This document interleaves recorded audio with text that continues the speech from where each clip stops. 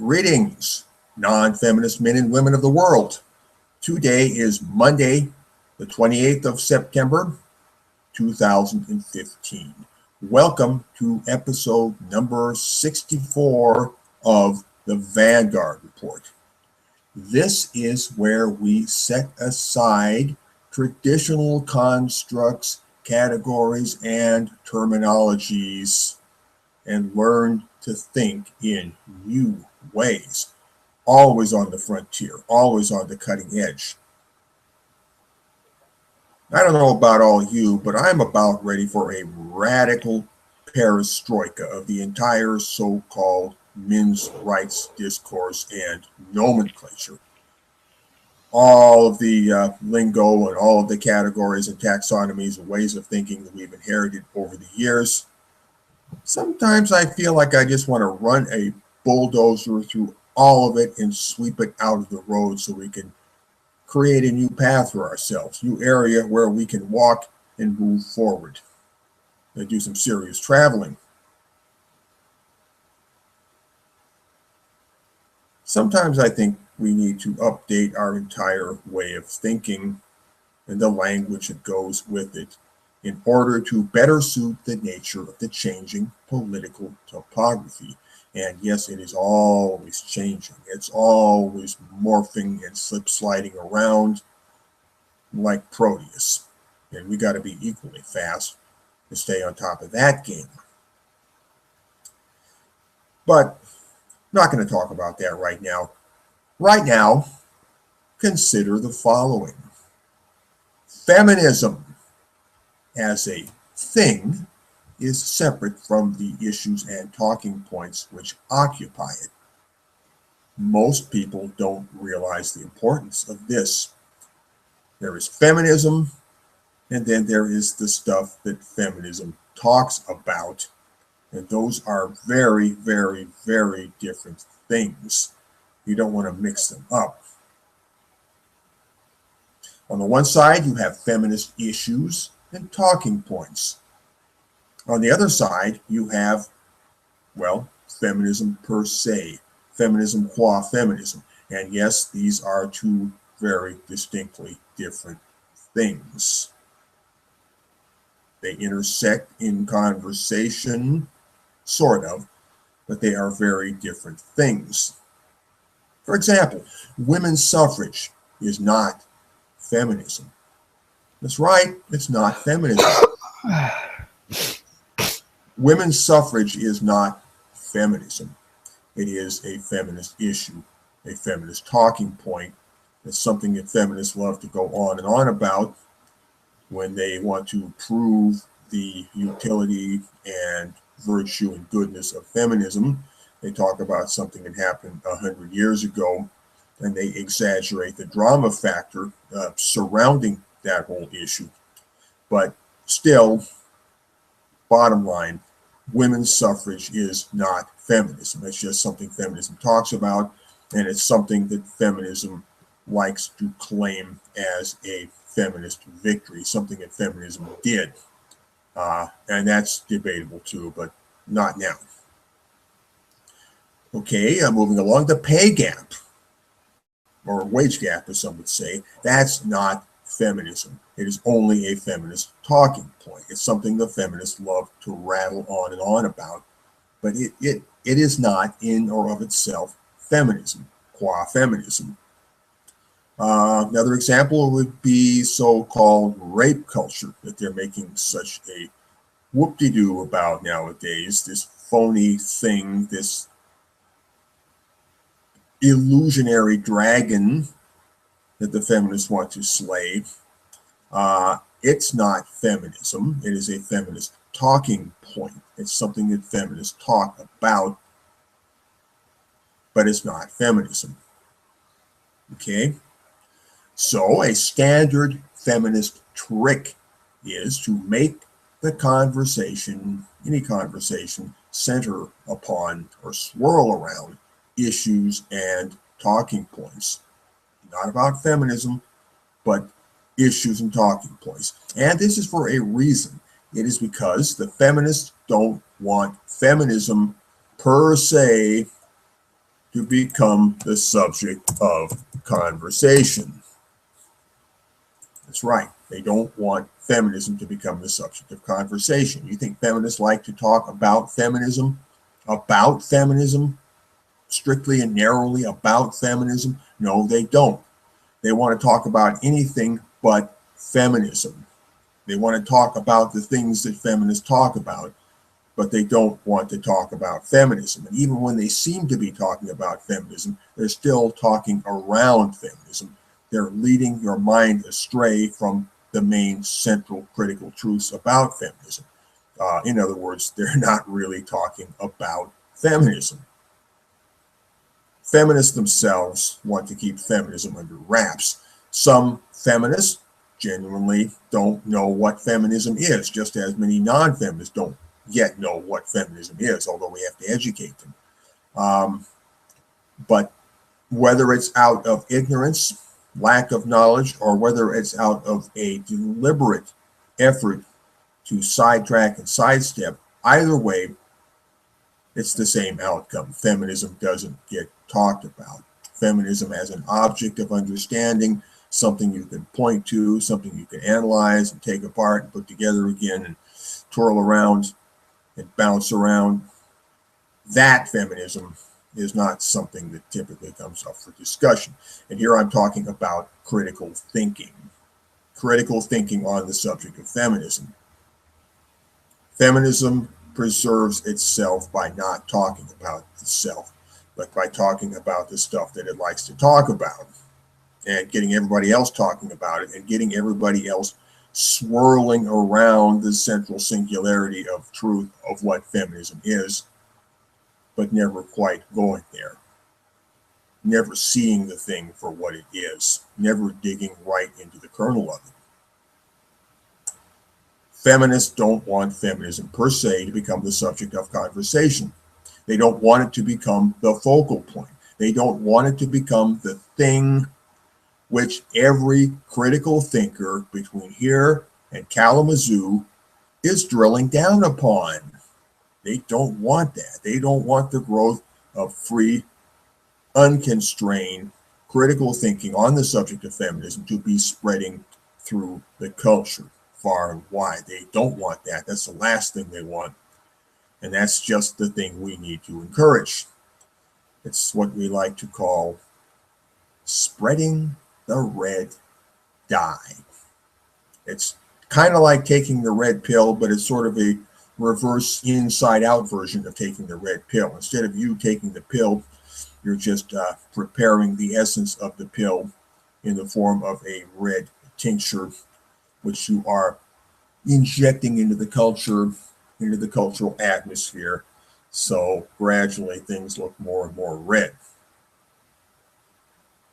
Everybody is taking the red pill, whether they know it or not. That is spreading the red dye. I think that's the model we need to be working with. Spread the red dye, folks. Anyway, it has been said that the best way to handle an attention whore is to give them the kind of attention that they don't want. And so it is with feminism. Talking about feminism per se is the kind of attention that feminism doesn't want. Feminism wants to be the center of attention, the center of the conversation, but it doesn't want to be the subject of the conversation, if you see the difference.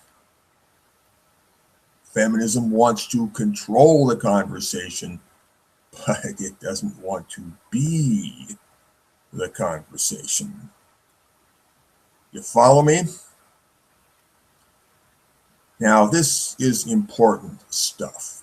You ought to remember it and make it relevant to your counter-feminist practice. Don't just say, that's interesting, and then forget about it. That's a waste of everybody's time. You should memorize this, share it with others, and let it inform all of your thinking and doing. We give away a lot of goodies like this on the Vanguard report. The Vanguard report is not an entertainment project, you know. This is not Hollywood. Anyway, I am Fidelbogen. I am your host for this episode of the Vanguard Report. This is episode number 64, if I didn't mention that already. And my fellow host, man of Canada, true son of the Alberta Prairie, Nick Redding of Edmonton, Alberta, couldn't be with us today, so it's just me flying solo. Yeah, not like I've never done this before. You will want to go check out Nick's website, which is mensrightsedmonton.com. You will want to check out the Men's Rights Edmonton YouTube channel. And you'll want to check out Men's Rights Edmonton on Twitter. Unfortunately, I don't have the Twitter account name right now, or I would give it to you. But check out mensrightsedmonton.com. Check out the Men's Rights Edmonton YouTube channel. Oh, and by the way, when you go to the Men's Rights Edmonton website, you will find contact information. That is an email address. Don't be afraid to get a hold of Nick if you are in Edmonton, if you are passing through Edmonton, or if you know somebody who is in Edmonton or might be passing through Edmonton, who might want to physically, in real life, hang out with Nick Redding and talk about, well, matters concerning the non-feminist revolution in general. You'll find the contact information somewhere. Look around on the Men's Rights Edmonton blog. Thank you very much. Next, I have an announcement, somewhat on a personal note. I don't like to mix the personal with the political, but sometimes you can't help it a little bit. Well, I'm not mixing it. I might be leaving the Vanguard Report as your host starting next week. I might be. Reason being that I might have to go off the internet for a while, and I won't bore you with the details, but this is still in the air. Whether I will stay on the air or be leaving the air, that's still in the air. I might not, in which case I will be back again for episode number 64. Otherwise, it'll be just Nick. Nick is going to have to wing it and be the man of the Vanguard Report. And if I am to be taking this little sabbatical, I can't say how long it will be. Hopefully not too long. But I'm just putting this on the public corkboard, on the public kiosk, for everybody to whom it may concern. And I've said that hopefully I will be back. I think there's a good chance I will be back again next week and continue to be here every week doing the Vanguard Report. Anyway, so much for that. Let's move along. We were going to talk about what was I going to talk about here? Yes, the strict anti-feminist philosophy. The strict anti-feminist task force. What is the strict anti-feminist task force? Well, it's a dream of mine. I have a dream. The strict anti-feminist task force is just a informal movement, if you want to call it, of people who are dedicated pretty much primarily and exclusively to the task of bringing down feminism, bringing about the social death of feminism, by which we mean that feminism, the feminist worldview, I should say, would collapse and cease to be hegemonic within the culture. It wouldn't rule the roost anymore. It would not be in everybody's hearts and minds and brains. It would not dominate the institutions and dominate the atmosphere and dominate all conversations and overshadow everything like it does now. That is the state of affairs that we wish to bring to a close. And the strict anti-feminist task force is simply a group, a movement, call it what you will, dedicated narrowly and shall I say, specialistically to that particular task, and is willing to take upon themselves the knowledges and disciplines that go along with that task. You know, it's nice to make your life simple. You know, if you're just going to go out there and chop wood all day long, that's really simple. It's hard work, you know, chopping wood. You ever done it? I've done it. It's fun. It's very enjoyable. You know, you just concentrate on one thing, chop, chop, chop, and you got time to think. So, the strict anti-feminist task force. Anti-feminist, meaning it is opposed to feminism. Strict meaning, well, strict or pure, or that's pretty much all it's about. It is that as opposed to various other issues that we have bitten off over the years and attempted to chew in far too much complexity and far too little order. Strict anti-feminism, well, we're just strictly here to take out feminism. And by feminism, I mean feminism as we define it. Certainly not as any feminist would define it. As you know, as I said earlier, when a feminist talks about feminism, well, they're not really talking about feminism, because the one thing above all that they wish to avoid is talking about feminism. Because to truly talk about feminism, one must talk the truth about feminism. But the truth about feminism simply will not bear looking into. It is shameful. It is repulsive to look upon.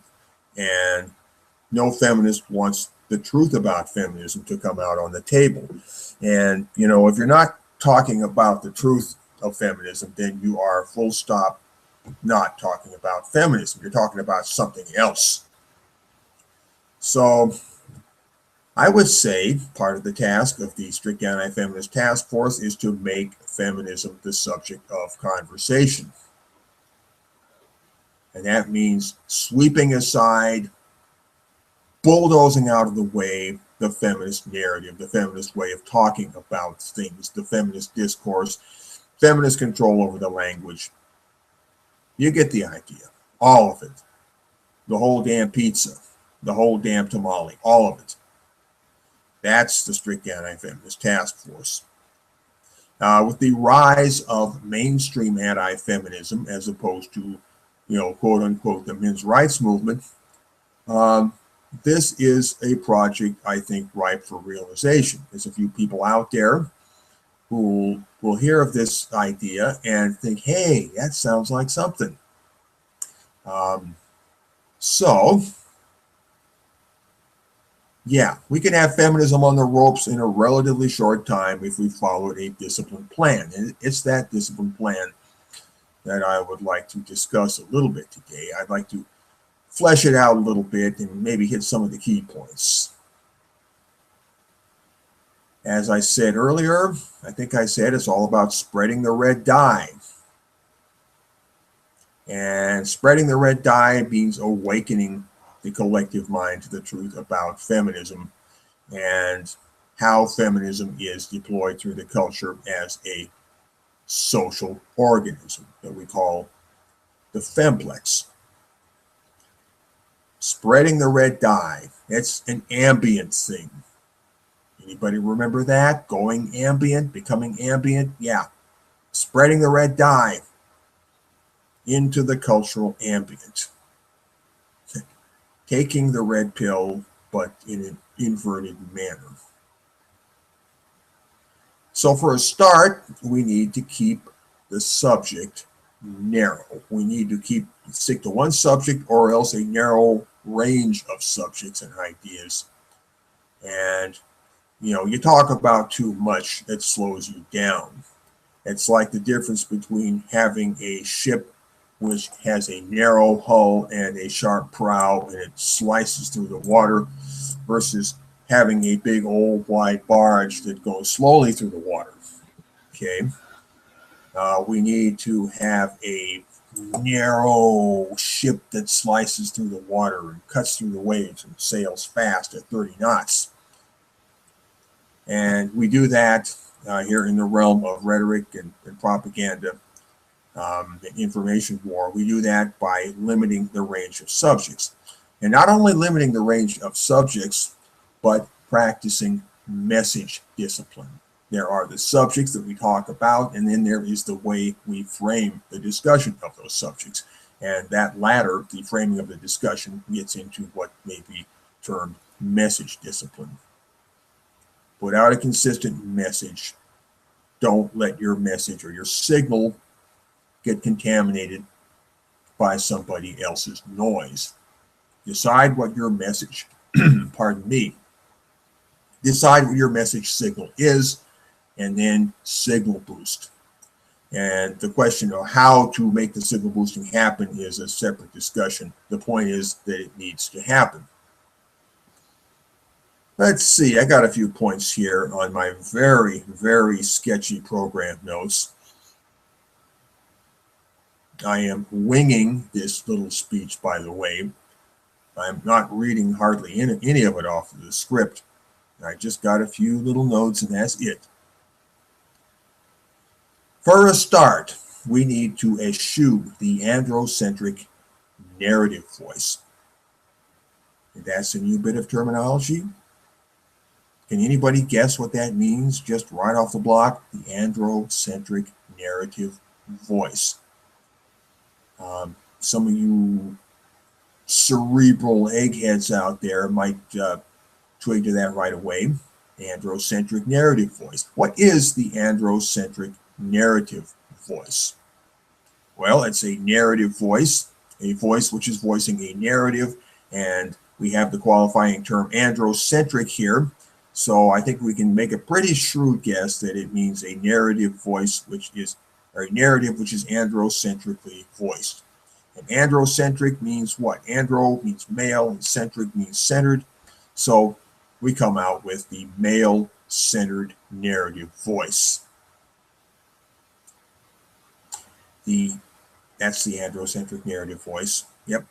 The androcentric narrative voice is, here we go, it is a style of political expression currently employed by many anti-feminist males, where the speaker seems to be communicating from the standpoint of, quote unquote, a man among men, or us dudes, or us blokes, as they might say in England or Australia. Okay. Another name for the androcentric narrative voice would be the male clubhouse perspective. And I must say the androcentric narrative voice is and has historically been for many years integral to men's rights discourse. What we have known, the classic way of talking which has grown up over the years, which I think we need to run a bulldozer through so we can learn to talk in a different way and forge a different path, a different road to roam. The androcentric narrative voice stands in contrast, stark contrast to what we like to call the mountaintop view, the field marshal's view, well, basically the view which is taken by strict anti-feminism. Androcentric narrative voice, I mean, you hear guys talking all the time, and it's always about men, us men, we men, us dudes. No, you can tell that the person is speaking from a male standpoint, himself as the male subject in a community of other men and looking out at the world through a male tinted lens. Now, you might ask, what's wrong with that? Well, nothing wrong with that. The question is more, what is the political efficiency of that? Is there a reason to sometimes avoid this kind of narrative voice? And I think there is. In the complicated and tangled and increasingly complicated, tangled politics or political landscape that we now have, we need to have different message streams going out there. What we've got now is a chaos of different messages, a train wreck, a demolition derby And this is the problem that has dogged us from the very beginning. We never thought about our message and our message discipline from the early days, never planned this out, never got together in a committee, never drafted a bulkhead statement of any kind. None of that. What we got is a chaotic mess. That is what the so-called quote-unquote men's rights movement is. In terms of the propaganda stream that it puts out, in terms of the message that it puts out, it is a chaotic mess. It is a tangle. It's a demolition derby. It's a train wreck, okay? And no wonder there is a, image management problem going on here. Remarkable progress has been made in spite of that. More and more people are coming on board, but the question is, when I say coming on board what? And that's still not clear. It's still a big old tangle. Wouldn't it be nice if you could make your life simple and just sweep away 90% of that and just say, hey, we're here to do a job. We're here to do a job, and in this case, the job is to take out feminism. So that's where strict anti-feminism comes in.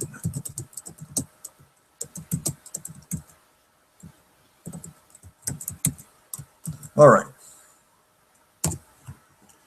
Now, where was I? Am I starting to lose my place in my rant here, the speech that I never really wrote?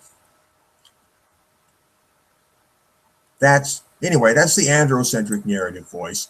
And the androcentric narrative voice, like it or not, this is reality, folks, but the androcentric narrative voice turns off and turns away a lot of people, and it brands you and earmarks you. It would be more efficient to the narrow task of taking down feminism if we stay away from the androcentric narrative voice. Doesn't mean that we never talk about men's issues.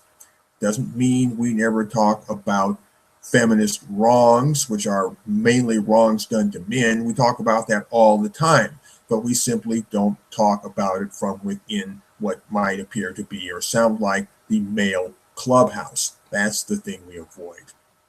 The androcentric narrative voice. I don't use the androcentric narrative voice. Maybe I've done it in the past, but more recently I've become aware of it, and I've been weeding it out when I write, when I make a speech like I'm doing right now. I don't talk about men's rights like I am a man, although I am a man. I make it sound like I'm just a person who is not a feminist. I try to take a more universal tone. Like, this is all of us. We're up against this thing called feminism. Feminism is doing a lot of damage, doing pernicious things, poisoning the world in so many ways, and it's not helping anybody. And yes, among other things, it's doing bad things to men. But you got to understand that when bad things are done to men, which are half the human race, when bad things are done to men, the repercussions will spread and spread. The fallout will spread and blow everywhere. So yeah, feminism's war against men has bad consequences for everybody, for the entire social ecology in which all of us, men and women alike, are equally embedded. We can't get away from it. Our fates are intertwined. As I love to say, you can't poison half of a well. Can you imagine dropping some strychnine into the left half of the well, and you say to the people, oh, don't worry, just draw your water out of the right half of the well and you'll be okay? No, not so much. It doesn't sound like anybody would be very impressed by that kind of argument, and I know I'm not. No, what feminism does to the human social ecology is poison for all concerned. Poison for all concerned. You may drop it in the male half of the well, but I'm sorry, but the female half of the well is going to be affected. Of course, You know how the feminists operate. They will come back and try to blame it on men.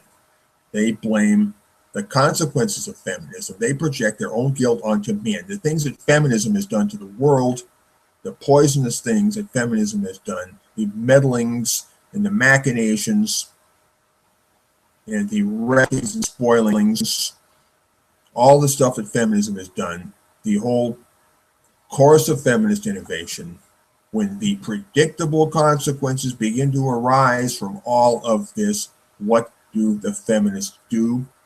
They turn and point the finger at men. What's wrong with men?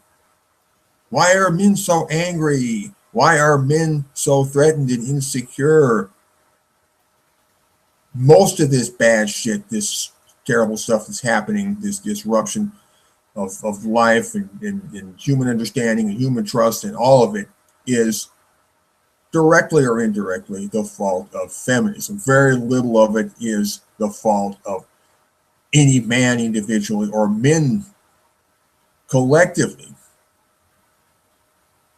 And I'm going to stick my neck out here. Very little of it is the fault of women individually or collectively. It's the fault of some women individually or collectively, namely the women who espouse feminism and the useful idiots and pack mules who help them out.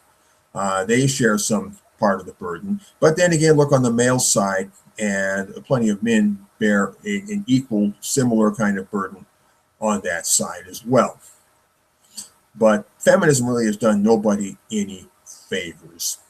It's just spread too many lies and got us so we don't know up from down and left from right anymore.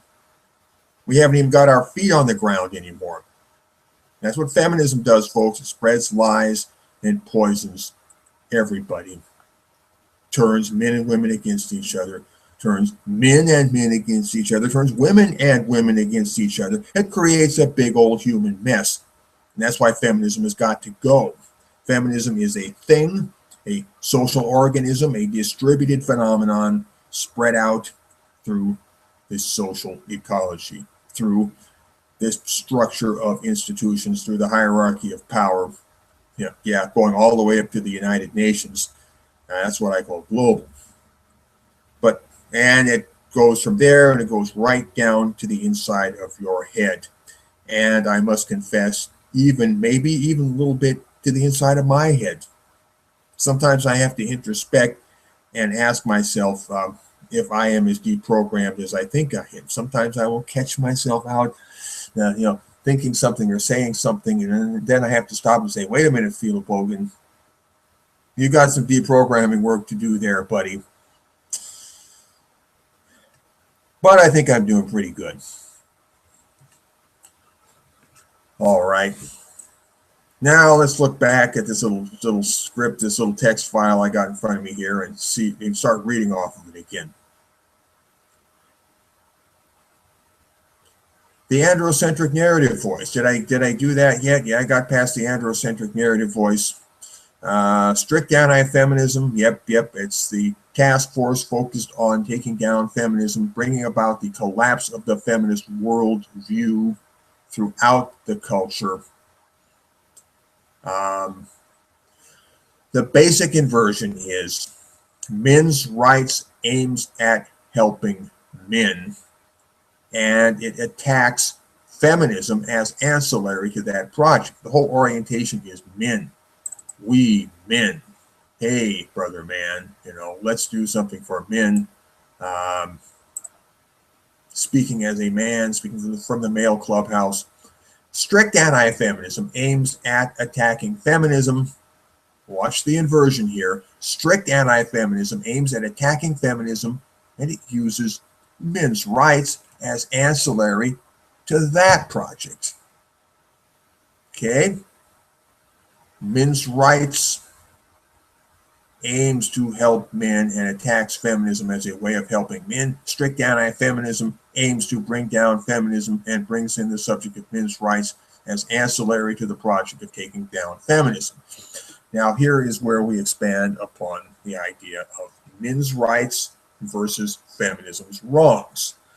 Men's rights takes a men's rights approach which goes hand in hand with the androcentric narrative voice, the male clubhouse perspective.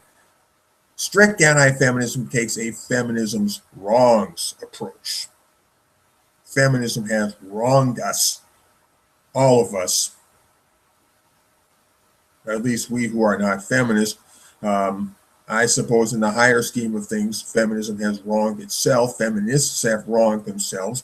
They shot themselves in the foot. They poisoned themselves too. They're going to suffer the consequences of feminism too, just as well as anybody else. And woe unto them when the mask is ripped away and we all expose feminism, expose them and see them for what they are. There's going to be an awful lot of people saying, no, no, I'm not a feminist. I was never.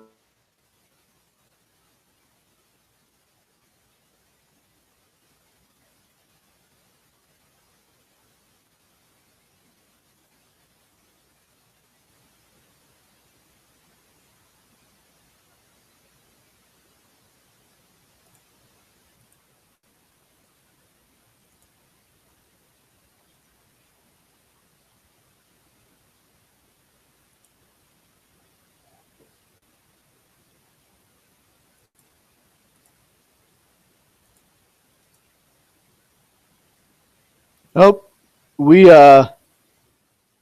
seem to have lost Fidelbogen there. Oh boy. We're going to see what we can do to try to get him back as soon as possible, folks.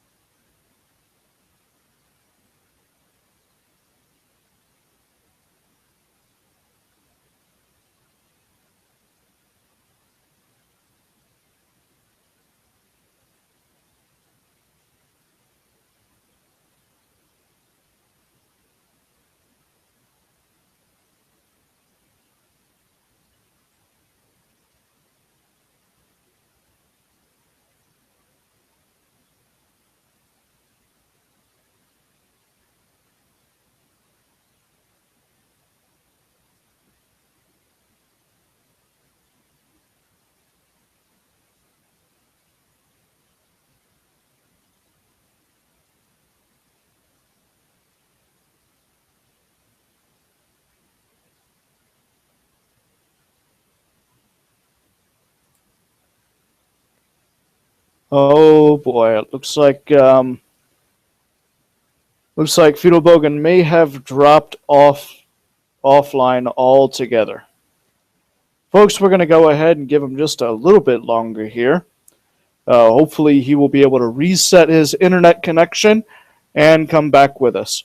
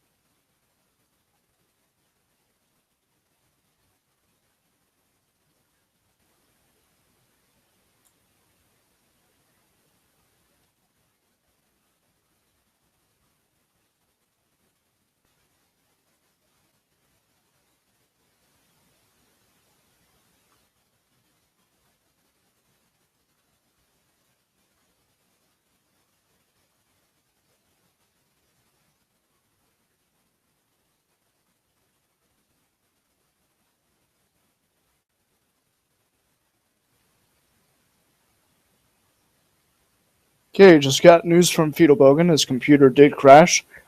He is coming back.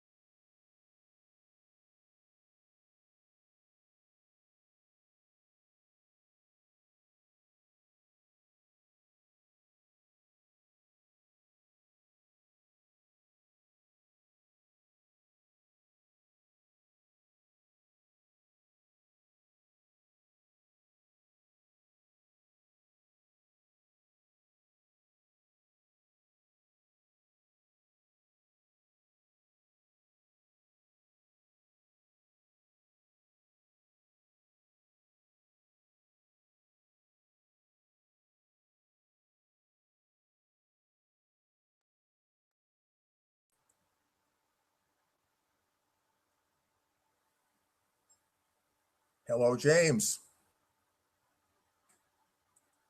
All right, glad you're back. We are live. Go ahead Yes. and keep rolling. Okay. Well, I got to find the point where I stopped rolling so I can pick up the rolling again. Oh Uh, boy. oh boy. What was I talking about? Trouble with being on a roll and then you're suddenly, jerked off of your roll. It's not always the easiest thing to get back onto your roll again, but I think I can manage. First, I got to open up a text file here. All of my browser tabs, which I had lined up for the web links that I was going to talk about later, they're all gone, but that's not the end of the world. Okay. Now I've got this on a 64 gigabyte thumb drive. So I got to open that up and scroll through all these folders here. Oh, what do I got? Okay, I got one called Writings. Open that. And a folder called Ambient Edge, which, by the way, was the original name that we were going to give to the Vanguard report. The Ambient Edge. Anyway, open up the Ambient Edge folder. And here are all the old Vanguard episodes going back to number 1 and up to 64, where we're at now. Can I find it? It's got to be in there somewhere. There it is, episode 64.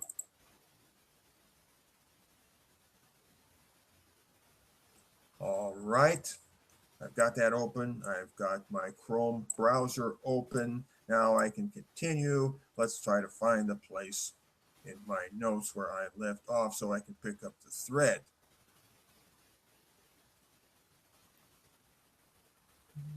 Centric narrative voice, strict anti-feminism.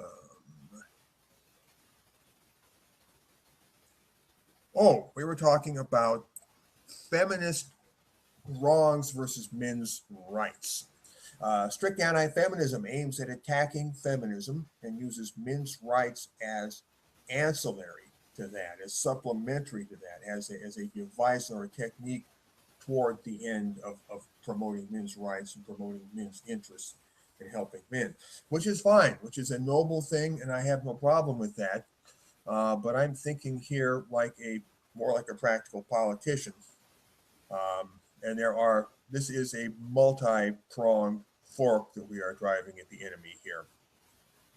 Not just two-pronged. In the long run, I hope to see any number of prongs on that fork, but we'll get to that later. Strict anti-feminism aims at attacking feminism and uses men's rights as ancillary to that project. So we have men's rights,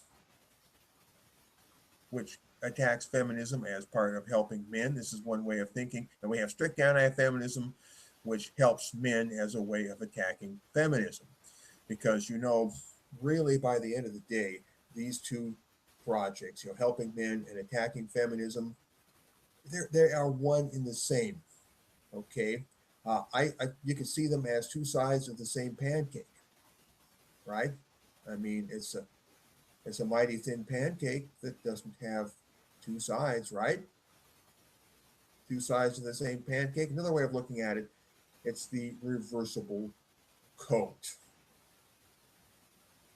It's like having a coat that you can turn out one way or turn out the other way, and you can wear it both ways.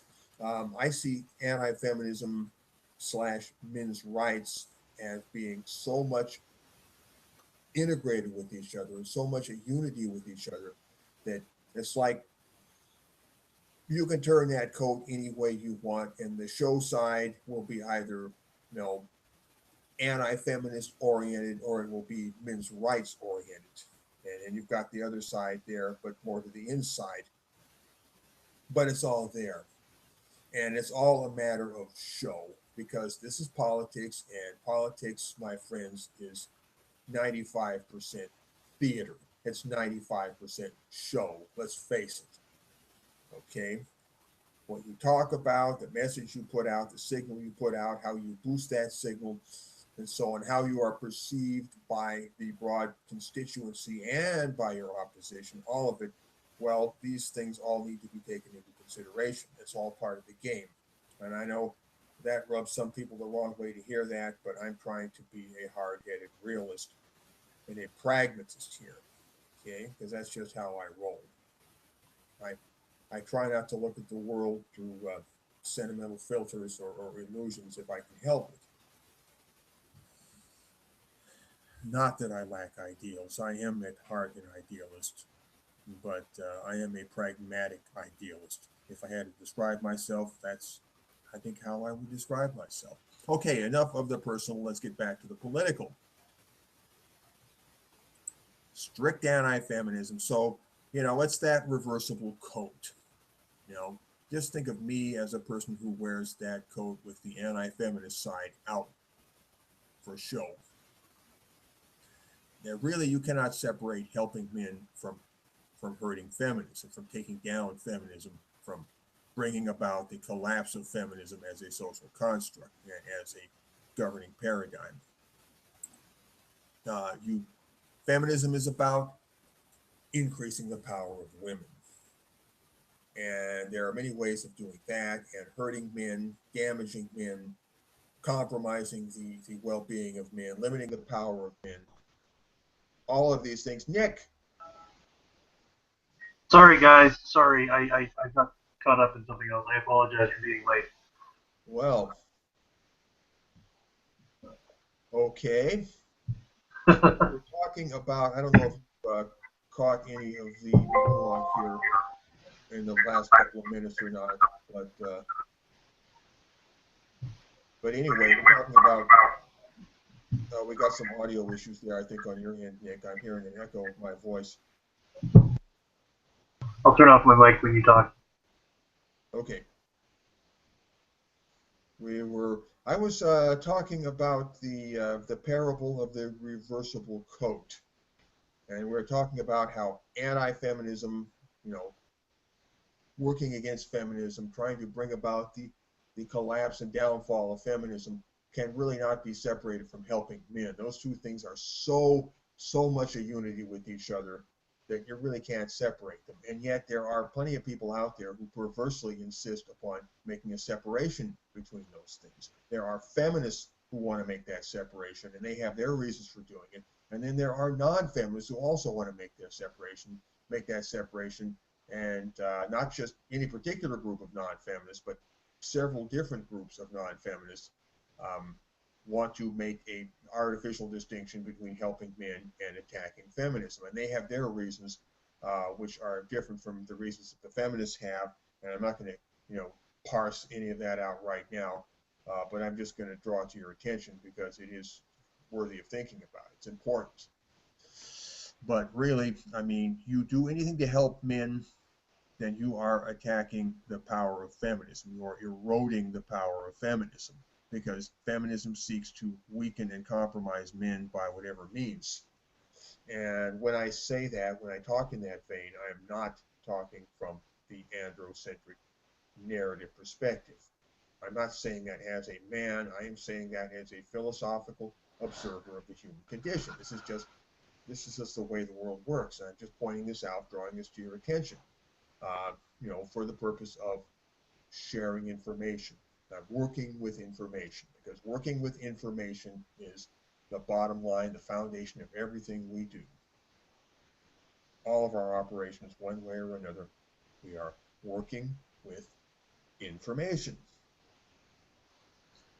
So, as a strict anti-feminist, a person of the strict anti-feminist task force, I wear that reversible coat with the non-feminist, counter-feminist, opposed to feminism side as the show side, the part that the world sees, and the men's rights side is tucked away more to the inside, meaning I don't talk about that, and I don't use the androcentric narrative voice. Anyway, it just really irks me to see people talking about men's rights and anti-feminism like they're two separate things. They are not two separate things. However, Nick, you want to say something? Yeah, like before I did any of my I started men's rights Edmonton. I did Anti-Activism, right? I would stand on the street corner with a shirt that said "Foreskins are awesome," and I would tell people about the dangers of infant circumcision, and I did that largely because I knew that that was an issue that if you brought light to that, it would if you brought light to the fact that men are not, the fact that infant males are not given the same legal consideration as infant females, that would in itself undermine feminism. It's anti-male bias from the very earliest stages of life. Yeah, and I didn't I didn't couch it in terms of poor men or feminism or feminism ignores this. I didn't mention feminism at all. In other words, you did not use the androcentric narrative voice. Or the anti-feminist voice, actually. Well, okay, that's an approach. I mean, you don't have to use the anti-feminist voice at all. Spreading the red dye can entail a whole range of operations, not all of which need to be anti-feminist, at least not overtly, although that may be your agenda. But if you remember that what we're doing is working with information and, more to the point, spreading information, anything that will undermine the feminist power structure in the realm of information can fall within the compass of our work. And Nick, anything else you wanted to? You were saying something there, Nick, were you? No, to chime in there about what you like to supplement what you're saying. Oh, yeah. Again, like if you go out, if you talk about, if you start a campaign to talk about male child soldiers and only, like, I mean, I don't think that there are female child soldiers. I could be wrong about that. Well, you've got some of the what they call the Peshmerga, the Kurdish women who go out and really they're guerrilla fighters. They put themselves out on the line. I mean, there are female suicide bombers, but yeah, generally that's true. But are they child? Are they kids? Now, there you go. Sorry, I overlooked that part of it. I forgot about that part of it. I don't know of any female child soldiers.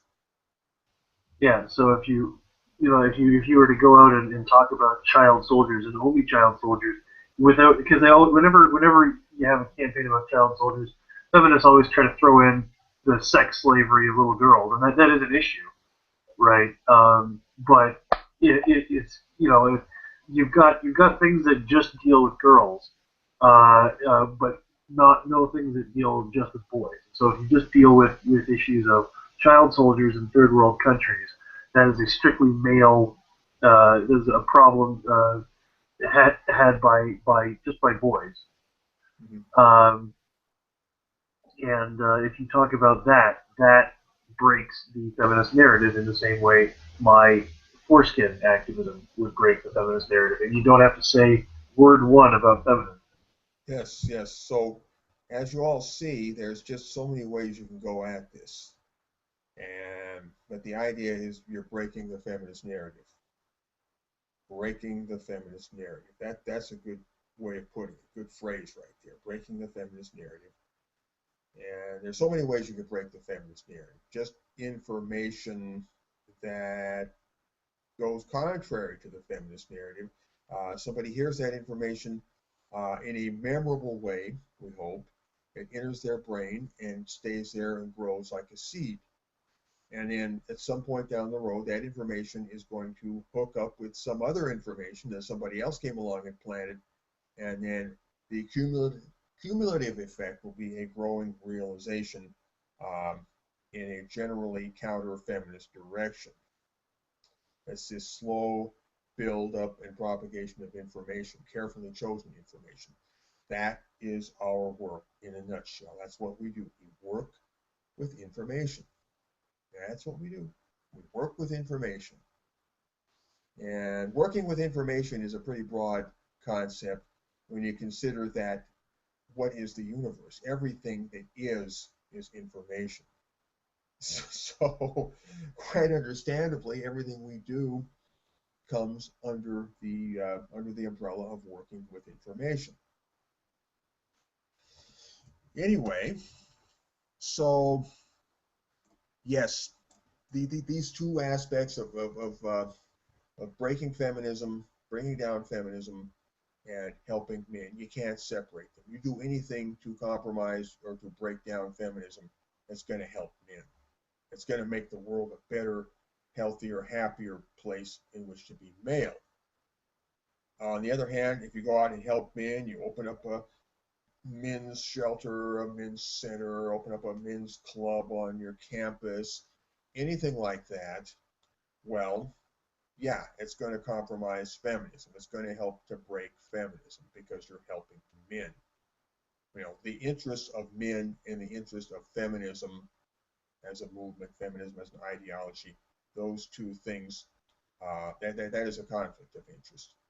You know, one rises where the other one falls and vice versa. Now, but the point I'm making here, now let's move along a little bit. Although these two things, breaking feminism and helping men, are inseparable by the end of the day, yet there is a reason to separate them. And this may seem like a bit of a paradox, but not so much when we dig into it a little bit further. But what I'm talking about here is in the theater of politics, this realm where we are working with information. And politics is all about, herding and pushing information around in different ways and making that information go into people's heads and making things light up in people's heads in a way that will be to your advantage, to get people to think in a certain way and then begin to act in a certain way. So all variations on working with information. So we're talking about here in the theater of politics, the perception of the public, both friend and foe and neutral public alike. The perception of anti-feminism and men's rights as being two separate things. These are two separate task forces who need to work on the problem from two different lines of specialization. They need not only to work upon it from two separate lines of specialization, but they need to have this seen and known, as I said a minute ago, by the world in general. We need to have the world in general see anti-feminism as a distinct and separate movement from men's rights. And I think right now we are in the early stages of making that separation, and we need to encourage that separation more and more. But at the same time, we have to realize that these are not factions that are at war with each other. They shouldn't be. Some people might think they are. Some idiots, let me say, might think they are, but they are at root not opposed to each other, not enemies, and they shouldn't be. But I think that we need to at least make the separation in the public eye, which is like the top part of the plant when it comes out into the sunlight. And you look below the soil, the root system all joins together, and it's the same thing. But here in the theater of politics, it's about perception. It's about, yes, regrettably, labeling things sometimes. And it's about sending out a different signal on one side or the other that will each respectively cut through the noise in a way that the signal is clearly heard and known as a thing unto itself. boost your signal over the background noise so that everybody knows that your signal is your signal and that your message is your message. And as the opposition grows, as the non-feminist revolution becomes more and more organized and more conscious, we're going to see a lot of different people, different groups, different ideological perspectives working on the problem from various different angles. And that's good. Sometimes these different groups may appear to be fighting with each other. Well, maybe they are fighting with each other, but I mean, that's not to be avoided. I mean, let's face it, we live in an imperfect world. Human beings fight with each other. Even people on the same side fight with each other, regrettable though that may be. So much for strict anti-feminism versus men's rights. I hope I made my point clear there. Well, yeah, you have, and like I said on the last episode, Paul Elam recently released a statement on ABFM saying that they weren't going to be going after feminism as much. They were going to change their focus to gynocentrism. Well, And citing specifically that that people like what's his name what is his name? I don't know. Sargon of Akkad and Milo Yiannopoulos and a lot of other YouTubers who are not men's rights activists are kicking the crap out of feminism. And everybody should do what they do best. yeah, and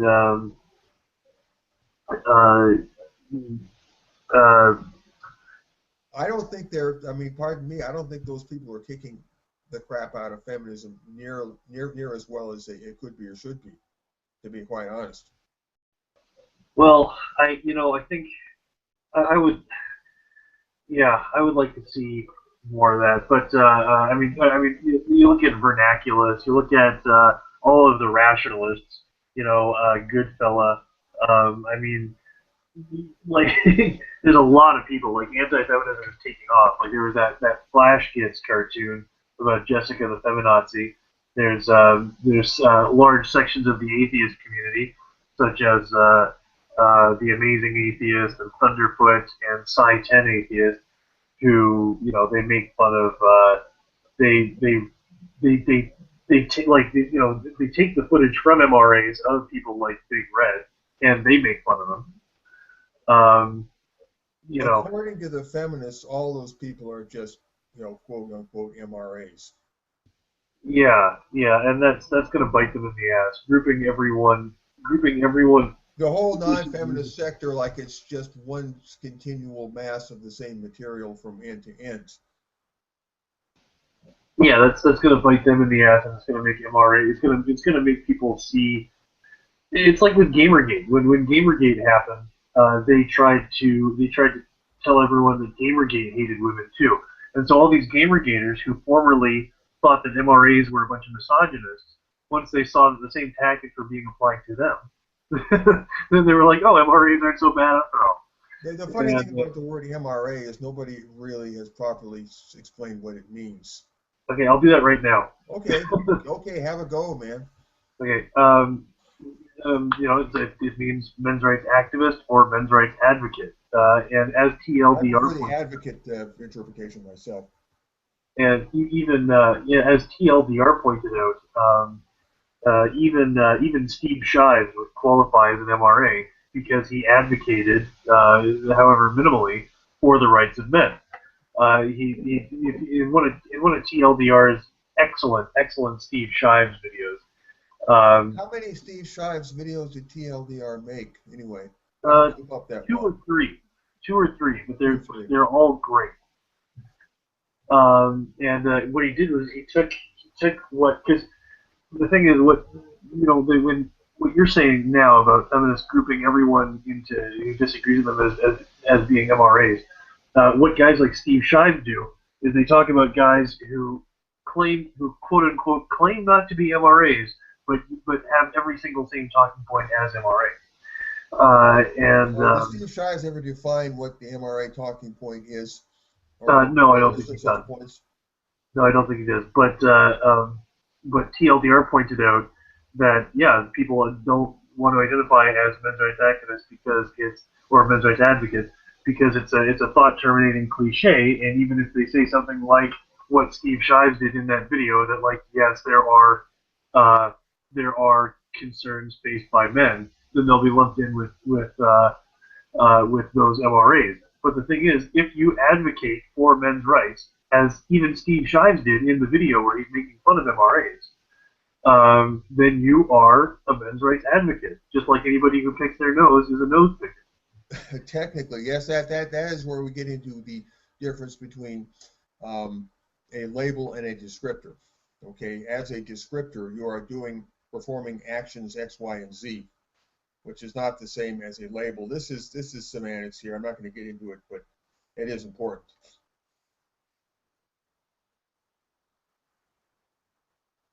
So that's the thing is that when feminists even feminists can be MRAs if they say if they when they come up it doesn't They even say matter that men do have issues. yeah Feminism, and they're even being Big Red was an MRA when she says feminism is working on it. yeah they're being sanctimonious and superficial and all that, but they are advocating for men. Well, yeah, in a way. I mean, just all talk, all talk and no walk. So, oh man, where was the thread? I lost the thread. What was I talking about here? Yes, feminism's wrongs.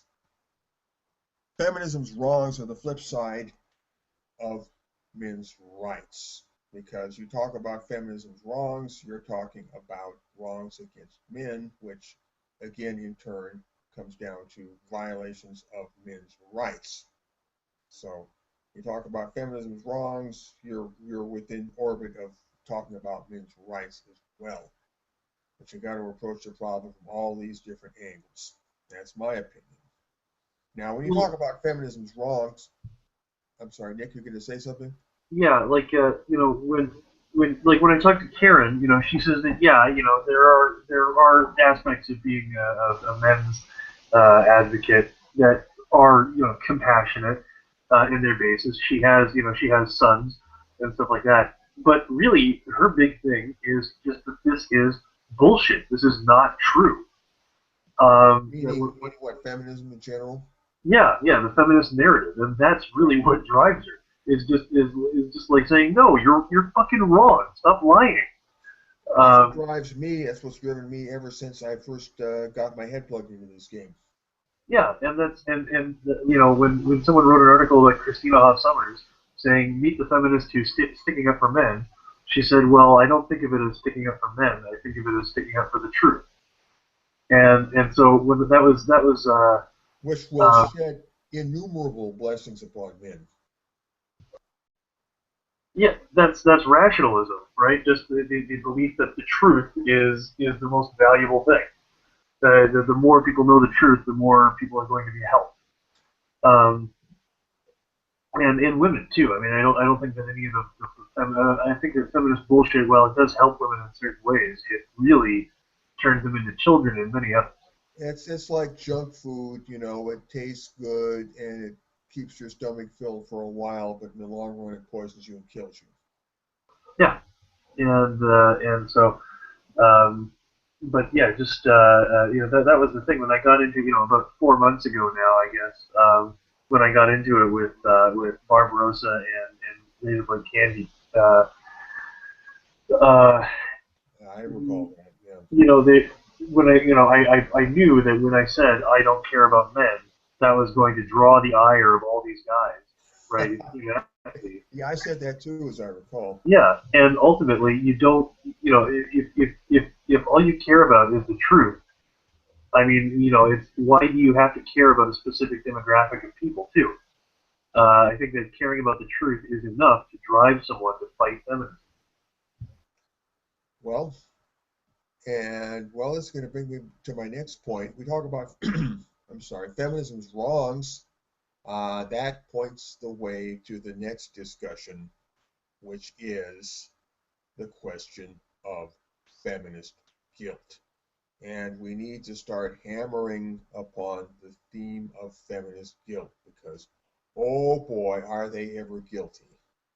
Feminism is guilty of a lot of things. Feminism has a lot to answer for. Feminism has introduced a lot of calamity and misery into the world and needs to be held accountable for it under the disinfecting sunlight of the world's gaze.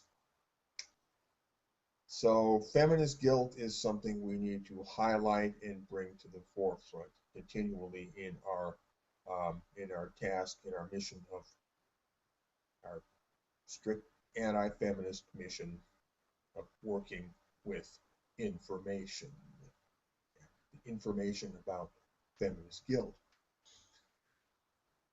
So through all of your talking, your writing, your speaking, whatever you do, you need to constantly draw the feminist connection. When you're talking about some terrible thing that was done to men or done to a particular man, in order to avoid sounding like it's the androcentric narrative voice, you have to continually make the feminist connection, continually draw the line of causation, the thread of guilt from that example that you're expanding upon back to the theme of feminism, the truth about feminism, the thing that feminists don't want to talk about, because as I say, feminists don't like to talk about feminism. So you're constantly making the feminist connection. That helps to break feminism, and it helps to break the androcentric narrative voice, because it's bringing the whole world into the narrative, and you're not just talking like some poor dude in the men's clubhouse. So that's that. Now another thing we need to do, we of the strict anti-feminist task force, anyone involved in this kind of information work, we need to, what a very powerful thing this is, to attack the structural node points in the feminist worldview. Such things as rape culture, male privilege, the domestic violence narrative, the wage gap, and on it goes. There are many more, but those are some of the big ones. Now, all of these things and more are the structural load-bearing points which prop up the weight of the feminist worldview. Just like in a house, you'll have certain walls in the house which are the bearing walls, which take the weight of the structure, and then there's other walls that don't hardly take any weight at all. Well, those are the structural load-bearing points. And in the structure of information, which is the feminist worldview, there are structural load-bearing points. And some of those things that I mentioned, those are your structural load-bearing points. And you got to hammer away at the structural load-bearing points with overwhelming and ferocious force until those points collapse, and then that in turn puts the structure in danger of collapse. It destabilizes the structure, makes it weak. And once you've done that, it doesn't take much of a push or a shove or a kick to get the whole thing crashing down. So attack the structural node points in the feminist worldview. Some of these things are easy. Things like rape culture, wage gap, male privilege, so on and so on and so on. If we bring overwhelming force to bear upon those ideas, those themes, we can do a lot of damage in those areas. And then we will put feminist house in danger of collapse from there. I mean, there's just so many ways we can do this if we just get our heads together and define the task and limit ourselves and practice these various kinds of wonderful disciplines. We can do a lot to break the feminist narrative and bring down the power of hegemonic feminism in civilization at large.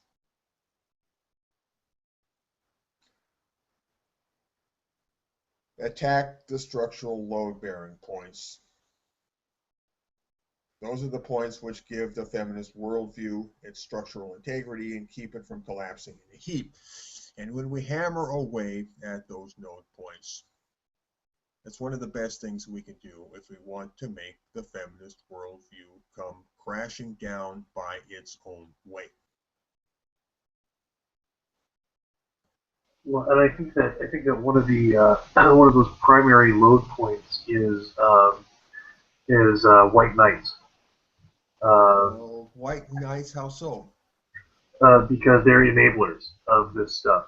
They're the muscle, they're the foot soldiers, they're the ground troops of this stuff. A couple of the big experiences that I had that got me into this were one, living through a home invasion committed by entirely men on behalf of a woman.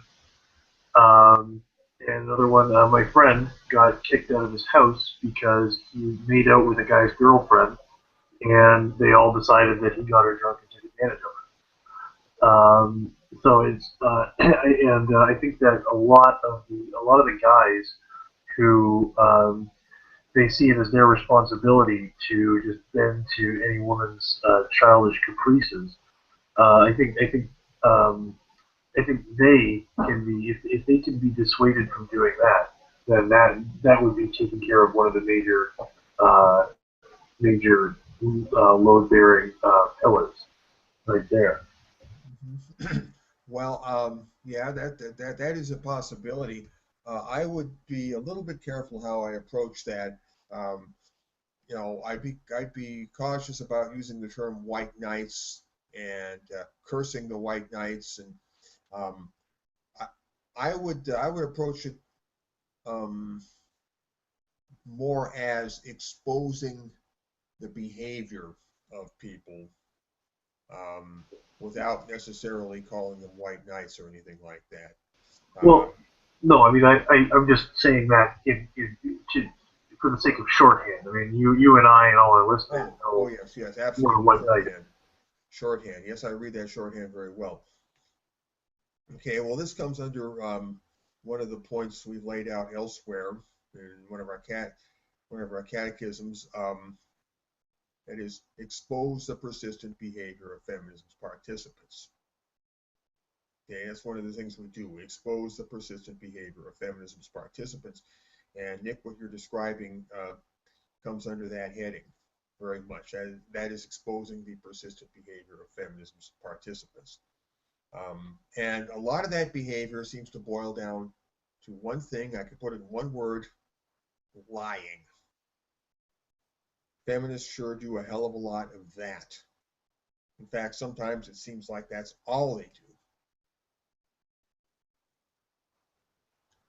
They are great rapers of the truth. Yeah. I mean, they're so adept at twisting absolutely anything that happens. They have the agility of master sword fighters in that art. I'm in awe sometimes. Yeah, and it's shocking just how dishonest they are. And don't forget that this gets into sword fighting the fart.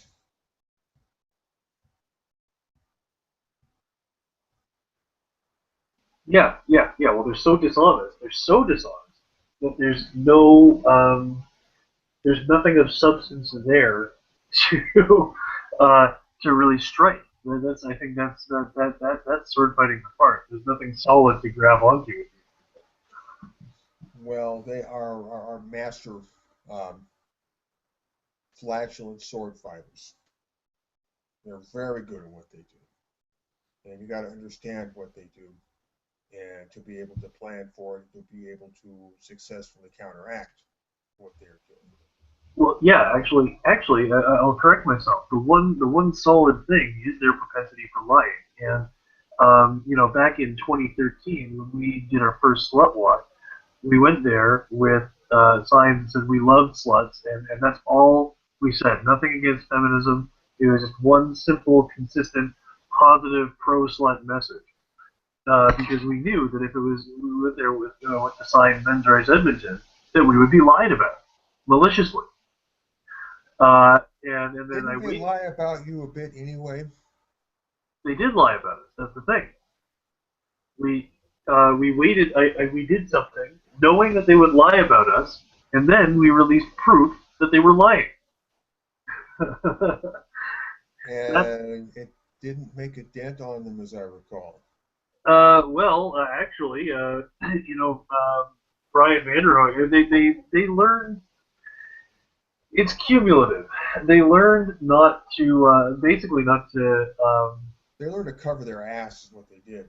Yeah, well, they learned not to, if they're going to lie about me, not to do it out in public where everyone can hear. I mean, after a few times of us exposing their lies, they started having uh, lectures telling everyone to not talk about us, not pay attention to us at all, because the whole lying about us thing didn't work.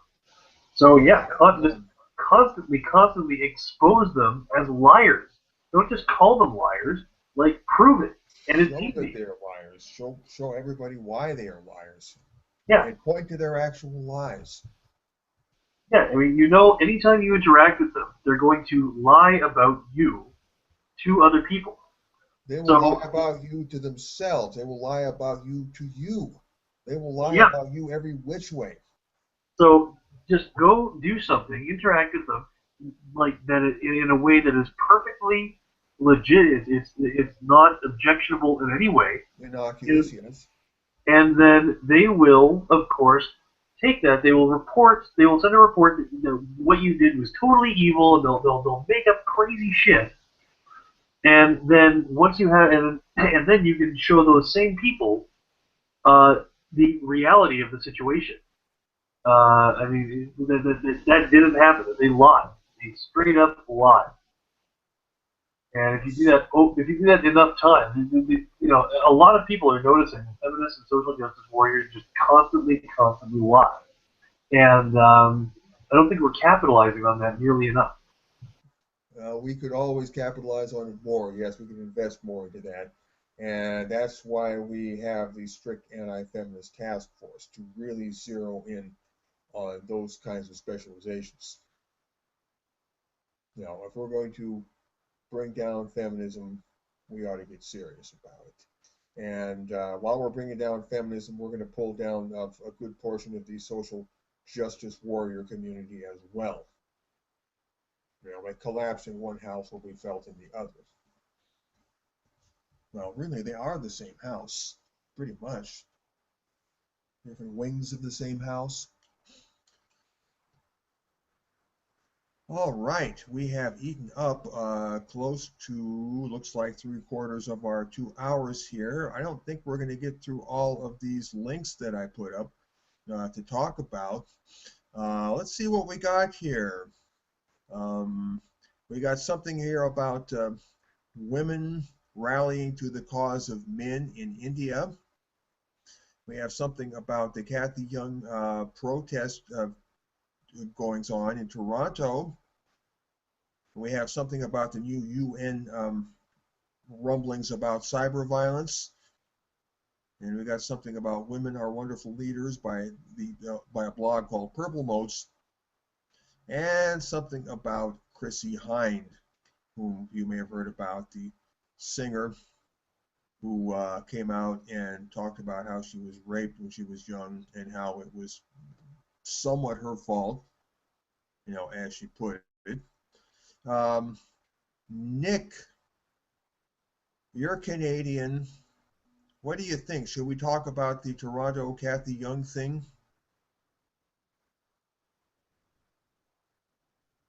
I would love to. I would love that. I'm trying to pick out. We don't love have to go in order here. Okay, let's do that because we're not going to get all of these. We can roll some of these over into a later episode.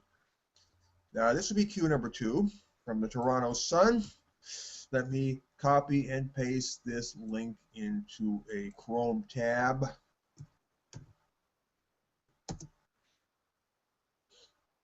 Yeah, there's some important stuff going on in Toronto. Not just Toronto, it's spread over to Ottawa as well just recently. Nick, have you seen that video that Steve Brule did from Ottawa? Yes, I did, and I'm pretty sure I recognized at least one of those protesters despite the mask. Somebody you saw in real life when you were in Toronto, maybe? No, no, someone from another one of the someone from the another one of the protests that they had Okay. back in 2013, I believe. Well, those people are a cadre of professional protesters. They're not all college students, by the way, in case anybody's interested. They're young. They look like college students, but some of them may be college students. A lot of them are not. A lot of them are just professional radical socialists and social justice warriors and whatnot. So here's this thing from the Toronto Sun. Yeah, there was this, to put this in a nutshell, somebody posted threats, anti-feminist threats on a blog called BlogTO in Toronto. Somebody called, I think they went by the username Death to Feminists. And I suspect, I am almost certain in my own mind that some feminist did that. It's totally consistent with their behavior. This is what they do. They do stuff like this. They've done it before. Why would they not do it again? Why would they not be doing it now? They lie. They fabricate stuff. This is just their modus operandi. So let's dig into this article here. Gender issues, speech balanced, informative. And I think this is from somebody who's sympathetic. Let's see. Well, Toronto. it's Yes. it's the Toronto Sun that that's from, and the Sun is kind of conservative, kind of right wing, but they still have like feminists writing for them. I just flipped through it yesterday and saw that some feminist was talking about how female genital mutilation isn't a woman's issue, it's everyone's issue, blah blah blah. Well, anyway, yeah, sort of center right maybe. Toronto, when you look at the way feminists have responded to men's issues, it's a pretty bad record, said American journalist Kathy Young at a controversial event in Toronto Thursday night. Okay, there you go. Kathy Young is the person they wanted to keep out of their campus. Judging by what she just said about feminism, I guess if I were a feminist, I would probably want to keep Kathy Young the hell away also. A movement that was once about equality seems to have transformed in strange ways. No, it hasn't transformed in strange ways. It's been the same way right from the get-go. Come on, knock it off. A movement that was once about equality seems to have transformed in strange ways. Its excesses amplified by the internet and campus theatrics. Those excesses and campus theatrics were always there before the internet came along. I hate it when people rewrite history or just don't know history. It's sad that I even need to describe Young's talk entitled The Politics of Gender and Victimhood as controversial. Bing, bing, bing, bing. There you go. It's sad that you have to describe this as controversial. I agree. It is sad that you have to describe it as controversial. Young, whose writing has appeared in the New York Times, Daily Beast, Reason, and more, was initially a feminist when she arrived in the U.S. from the USSR in 1980. But after following the movement, questions arose, and now she's a critic. Her engaging and fact-based speech was a far cry from the angry, misogynist, chest-thumping men's rights shindig that opponents of similar events on campus have tried to label them. Well, none of those events were chest-thumping, men's rights, misogynistic shindigs. I mean, Warren Farrell, Nathanson and Young, Janice Fiamengo, come on, where was the chest-thumping misogyny in any of that? Okay. Young's overview of the current state of feminism in our culture mostly touched on online harassment and the elusive, quote-unquote, rape culture phenomenon. She looked at the statistics surrounding online abuse and harassment of men and women and found them more or less equal. That's what I've always heard. I totally do not believe this talk about online harassment of women. It's not a problem. Yeah, does it happen? Sure, it happens. Is it a crisis? No. It's a manufactured crisis, manufactured by the feminists. She looked at the statistics surrounding online abuse and harassment of men and women and found them more or less equal. The internet isn't the cesspool of misogyny many activists would have us believe. Or if it is, men have it just as rough. Bingo, there you go. Men have it just as rough. Women are not oppressed. Men have it just as rough in most areas. Overall, if you stack up the misery pile for women and you stack up the misery pile for men in this life, you would find those piles to be about equal. Okay, you can't say women are oppressed if you look over on the male side and see that men are equally oppressed and equally miserable. The narrative about the oppression of women just doesn't stand up very well. It looks hypocritical and self-serving. And it's only by ignoring the male side of things that you can boost feminism at all. And this is what feminism does. And of course, to make all that happen, you have to play games with the truth a lot. Lie, in other words. You got to lie.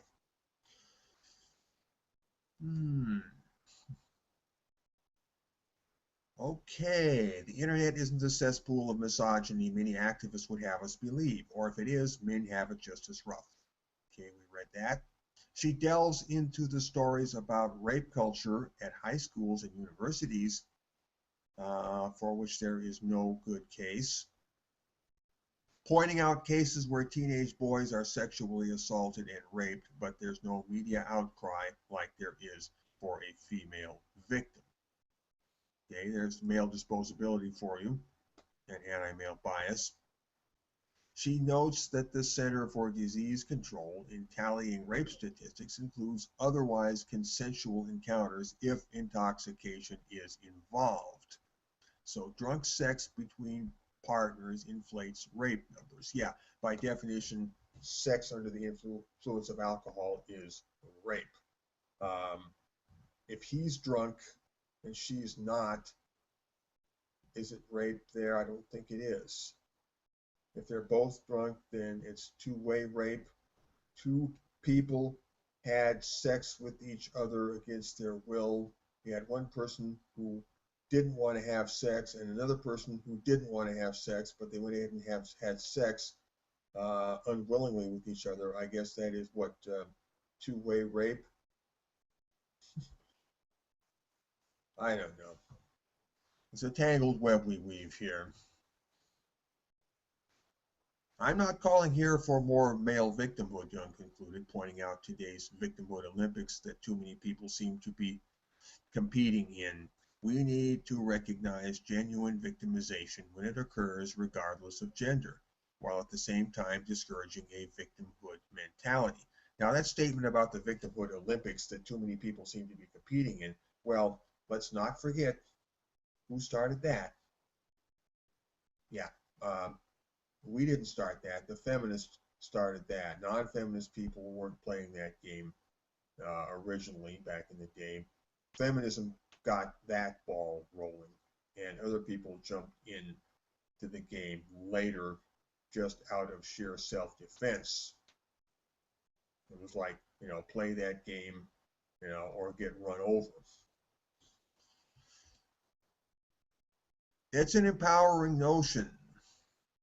But for some people, even probing the validity of rape statistics and separating exaggeration from genuine victimization is a no-go. It makes you a rape apologist, as one of the signs held by a protester at an event read before the group of 5 were escorted out by police. I never understood that that expression, rape apologist. Are you apologizing for rape? Well, no, that's not what it means. A rape apologist means something more like rape justificationist. It's like the word apologetics, like, you know, defending or justifying something.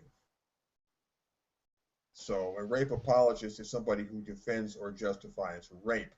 And in just about every case where a feminist uses the word rape apologist, there is no proof that anybody has been defending or justifying rape. So it means something different in the feminist lexicon. It's really no different from calling your opponent a child molester or a rapist or something like that. It's just a vile slander. It's a slur. Yes, and this is the persistent behavior of feminism's participants that we need to call out, that we need to spotlight and make clear to the world. It's, well, more lying, really. You know, calling somebody a misogynist. It doesn't mean you're actually a misogynist. Okay, it's somewhat more sophisticated than a monkey throwing shit, but only somewhat. That's the way human monkeys throw shit at each other. Actual monkeys throw actual shit at each other, but humans throw metaphorical shit at each other. And when a feminist calls you a misogynist, what you're looking at is a monkey flinging a turd at you. It's not about truth. But boy, that M word is an M bomb. It really is effective, and they're milking it for all it's worth. It makes you a rape apologist, as one of the signs held by a protester at an event read before the group of 5 were escorted out by police. The organizer, the Canadian Association for Equality, a group that describes their focus as the status, health, and well-being of boys and men, was happy for the protesters to stay if they paid the entrance fee. But, as protester Emily said, we weren't willing to pay the money to support this group. So they had a speaker in there, Kathy Young, who was breaking the feminist narrative. I guess you're a rape apologist if you break the feminist narrative. Well, they don't like to have their narrative broken. I can't say I blame them, naturally. I mean, if I was a feminist, I'm sure I wouldn't like to have my narrative broken.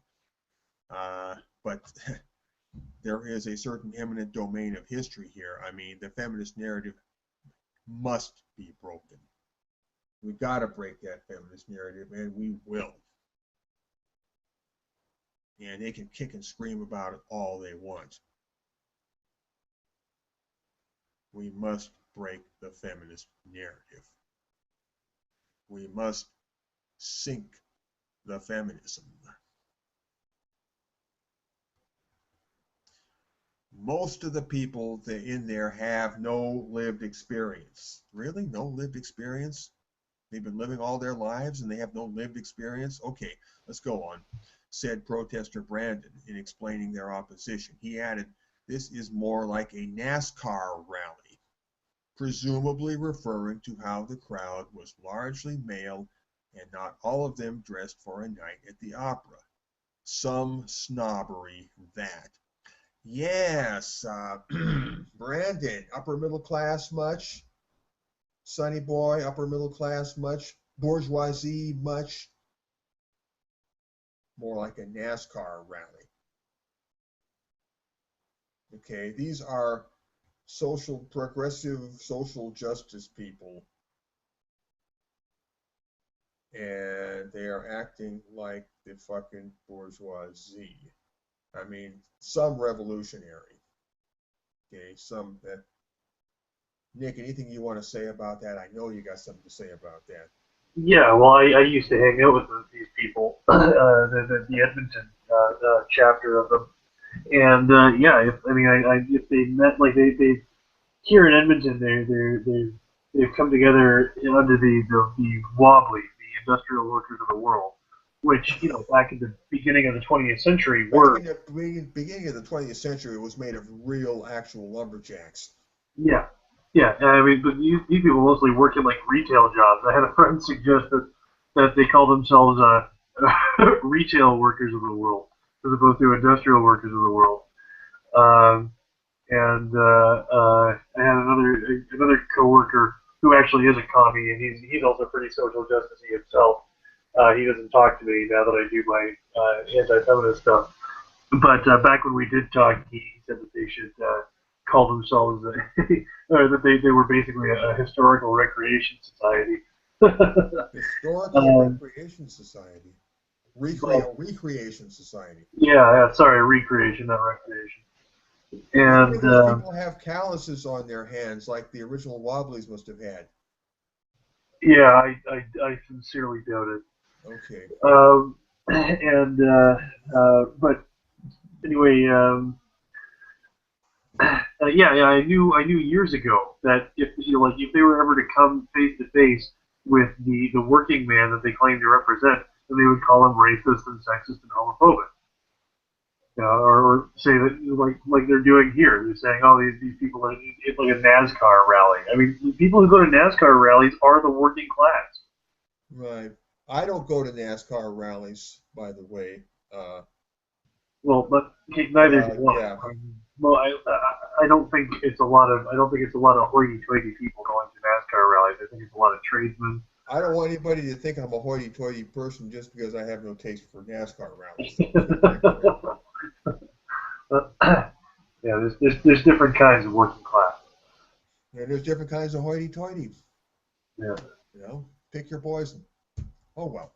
I think we're getting to the end of the article here. Some snobbery, that, says the author of the article. The event even had to be relocated to a downtown Toronto hotel from its original location on the University of Toronto campus, lest it offend the delicate sensibilities of feminists on campus. Yes, the hotel where they relocated the event to was, I think, directly across the street from the campus. So it wasn't that much of a relocation. Not any great inconvenience for anybody who might have gone there, which is good. I hope the next time they have one of these things, they stick to their guns and damn well put it on the campus. And damn the torpedoes. Hell or high water. I hope they do that the next time.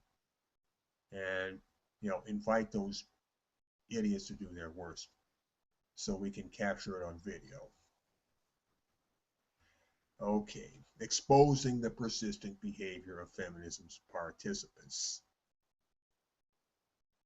But these troubles were nothing compared to the large and angry crowds that tried to stop former feminists turned critics Warren Farrell and Janice Fiamengo from speaking at similar events in previous years. By the way, everybody, every Thursday of every week, be sure to catch Janice Fiamengo's YouTubes on Stephen Brulé's YouTube channel. They're great. I look forward to every Thursday of every week to see what Janice Fiamengo is going to put up next. A bit of advice to those so afraid of Young. Put down the placards and the rhetoric and read her informative work. And that is the end of the article. So yeah, this stuff in Toronto is interesting. Nick, I think what we have here is a case of the ebb and flow that you and I have talked about so much. We've had the ebb, and now the flow is starting to creep back again, because these people, they can't stay in ebb mode forever. Sooner or later, the emotional pressure is just too much for them to bear, and they have to vent. They have to come out and manifest in some way. Yeah, but you said this is the ebb or this is the flow? This would be the flow. The flow is where they become active and energetic. The ebb is where things go into a down cycle. Well, what a lot of people have been noticing is that the flow isn't flowing so strong these days. I mean, I've noticed that too. Yes. In Toronto, they had there was about, what was it, 5 of them? I don't know what the numbers was in Toronto, but looking at that video in Ottawa, I would say it was around 15. Yeah, I did a count. It was about 13 to 15 of them. And I mean, they were there's very few of them. Not a lot of people. And here this year the slut walk here in Edmonton had maybe not even half of the people that we had last year. But let's remember it was a very hot summer day there, and a lot of them didn't want to turn out. But Yeah, it was pretty hot the last time too. okay, maybe that wasn't a factor then. I was speculating. But it seems to me that something like, for example, the slut walk, um, it's kind of a faddish thing. I mean, eventually, like all fads, it's going to go through its life cycle and run out. And maybe But the slut walk is on its down cycle now. We'll see. well, it's not just a fad. I mean, if the rape culture thing is a fad, it's they're pushing it more and more online and in articles and things like that. Just in the last 6 months, they've been really laying that on pretty thick. And you would think that given that feminism is falling into such a disrepute online, it doesn't seem that like it would be a fad. Showing up is a show of solidarity. There are a bunch of feminists Well, who okay, I'm feminists. using the word fad a bit loosely there, I admit.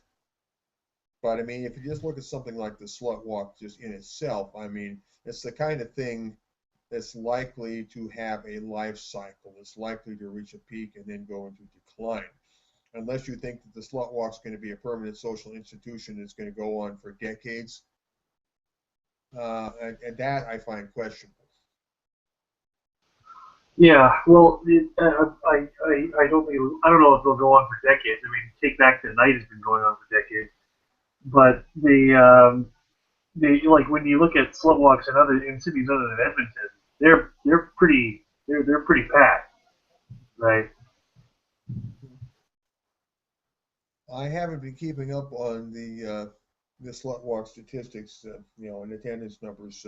I have to admit, but yeah, they are generally speaking. I agree with what you're saying, Nick.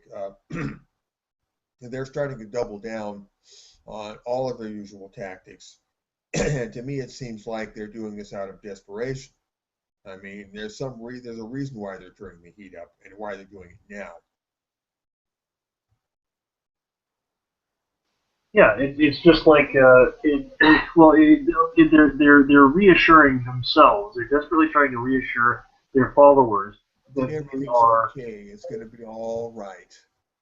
Yeah, yeah. Like a couple of when they had that rape culture uh, talk here in Edmonton with Lise Gattell and Staff Sergeant Shauna Grimes and Ryan Jesperson.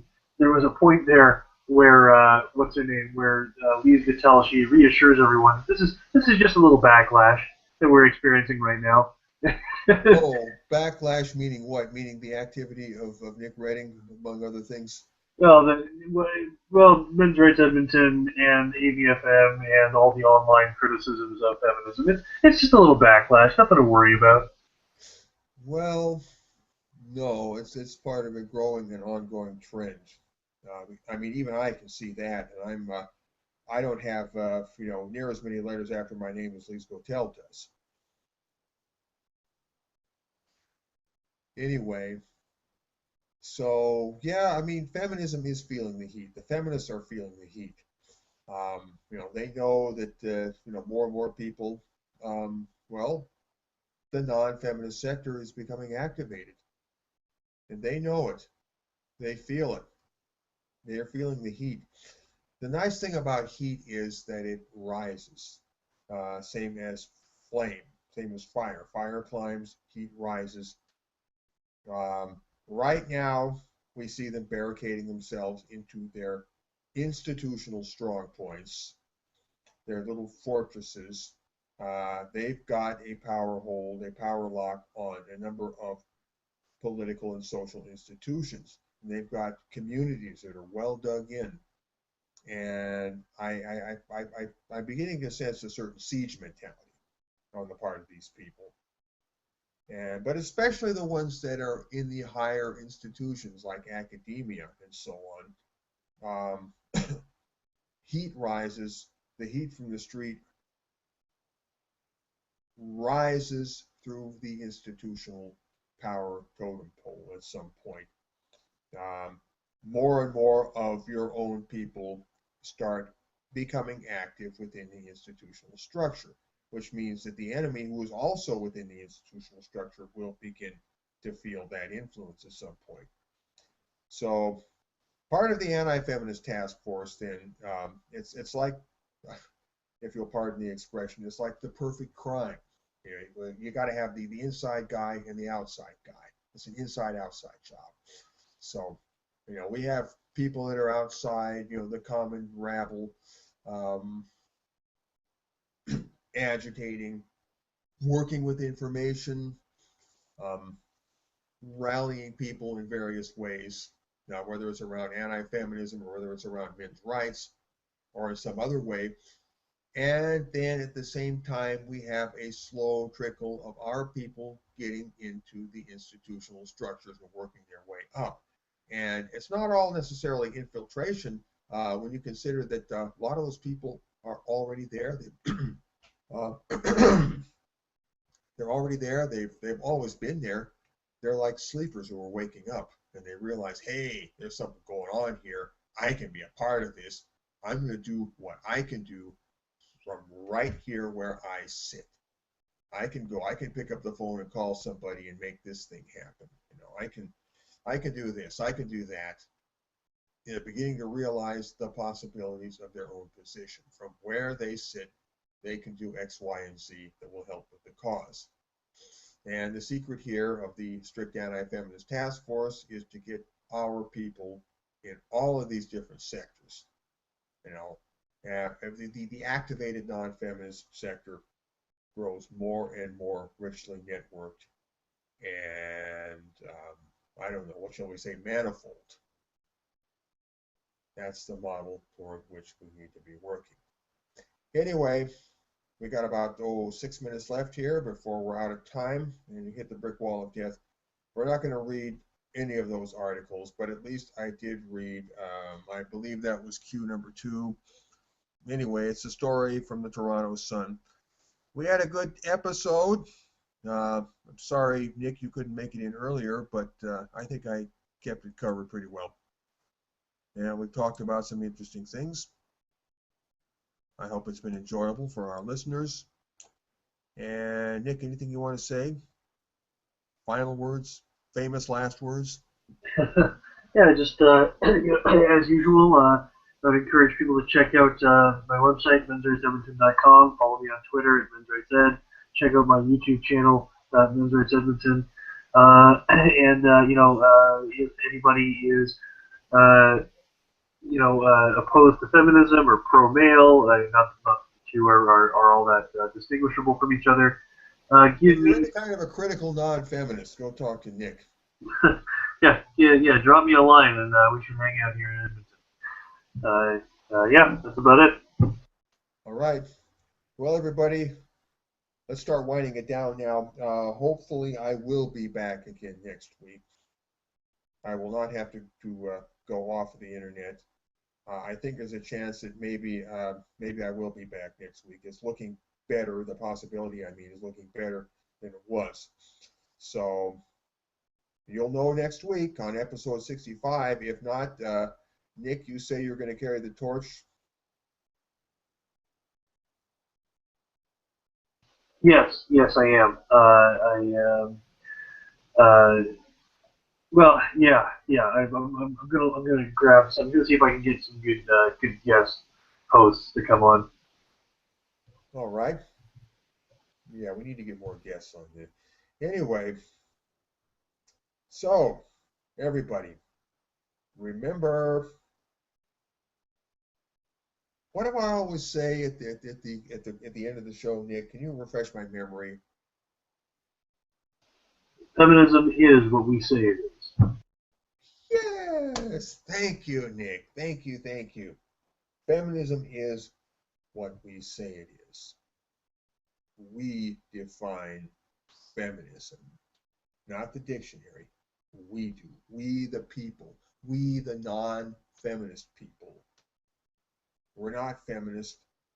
We have to put up with feminism every day of our lives. We have to deal with the effect that feminism has upon our world. I think we have some say in saying what the hell feminism is. And as I said earlier, you know how feminists are. They don't want to talk about feminism. They'll do anything to avoid talking about feminism. And that includes telling you what feminism is. When they tell you what feminism is out of their mouth, they're not telling you what feminism is. They are avoiding the subject of feminism. Because the only way to talk about feminism is to tell the truth about feminism. And if you're not telling the truth about feminism, then you're not really talking about feminism. You're talking about something else meant to lead people astray. So, email address. Send your love mail and your hate mail and your so-so-meh mail to Vanguard Report at USA.com. Pretty spiffy address, eh? Vanguard Report, one word, Vanguard Report at USA.com. That's it. And with that, we wrap up episode number 64 of the Vanguard Report. Feminism is what we say it is. Everybody, take care, party on, be excellent to each other. See you next week. Ciao.